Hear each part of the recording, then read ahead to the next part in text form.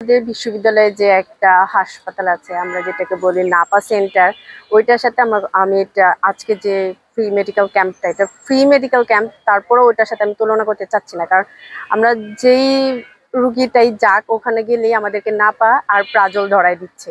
এটা ছাড়া কোনো ওষুধ নেই। যদি কোনো ওষুধ দেয়, তাও আবার বাহিরে থেকে কিনে নিতে হয়। এটা খুবই অসাধারণ একটা উদ্যোগ ছিল চাকসুর পক্ষ থেকে।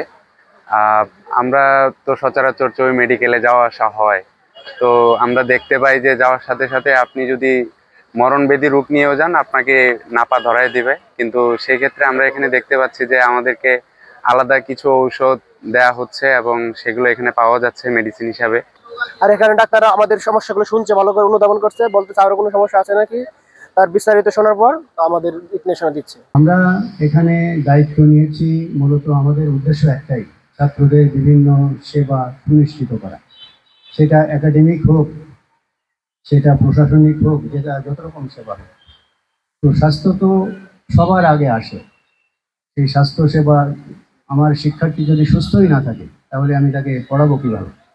সেই জন্য আমরা এটার প্রতি গুরুত্ব দিয়েছি এবং এটা দিয়ে আমরা শুরু করছি। সামনে আমাদের অনেক অনুষ্ঠান হবে চাকসুর তত্ত্বাবধানে।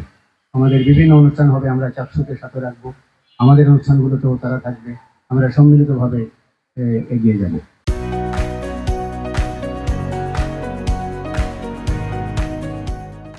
আমাদের ফজল হক সাহেব যদি চট্টগ্রাম বিশ্ববিদ্যালয়ের শিক্ষার্থীদের টোটাল স্বাস্থ্যসেবা যদি একটু নজর দিন এবং চাকসুকে যদি বাংলাদেশের যে কোনো প্রতিষ্ঠান থেকে যদি আমাদের চট্টগ্রাম বিশ্ববিদ্যালয়ের পরিবারকে অন্তত 50% সকল ক্ষেত্রে স্বাস্থ্যসেবা নিশ্চিত করে 50% খরচে, তাহলে আমরা চট্টগ্রাম বিশ্ববিদ্যালয় পরিবার উপকৃত হব।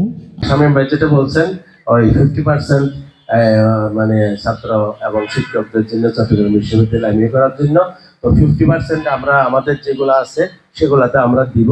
সে মনে করেন কনসালটেন্সি, তারপর হচ্ছে মেডিসিন, ওইগুলা যেগুলা ডাইরেক্ট খরচ হয়, আমাদের হাত নাই, ওগুলা ছাড়া বাকি আইটেমগুলোতে আমরা সেটা বিশ্ববিদ্যালয়ের জন্য ফার্স্ট টাইম 50% আমরা দিলাম ইনশাআল্লাহ। আমরা প্রথম চট্টগ্রাম বিশ্ববিদ্যালয় শুরু করছি, প্রথম এই প্রি মেডিকেল ক্যাম্প শুরু হচ্ছে, কিন্তু শেষবার নয়। ইউনিভার্সিটিতে স্কিন প্রবলেম, পানির সমস্যার কারণে, এরপরে গ্যাস্ট্রিওলজি থেকে শুরু করে বিভিন্ন সমস্যাগুলো, এবং আমরা খেয়াল করেছি বেশ কয়েক মাসের ব্যবধানে চট্টগ্রাম বিশ্ববিদ্যালয়ে বিগত 4-5 বছরের মধ্যে অনেকেই সুইসাইডের দিকে এগিয়েছে। তো এখানে আসলে সাইকোলজিক্যাল যে ট্রিটমেন্ট, এটাও খুব বেশি ইম্পর্টেন্ট। তো এই জায়গাগুলো নিয়ে আমরা কিছু সাইকিয়াট্রিস্ট যারা আছেন তাদের সহযোগিতার মাধ্যমে ইনশাল্লাহ আপনার পরে আবারও কাউন্সিলিংয়ের দিকে আগাবো ইনশাল্লাহ। আপনারা চাকসুর জন্য দোয়া রাখবেন, আমাদের জন্য দোয়া রাখবেন।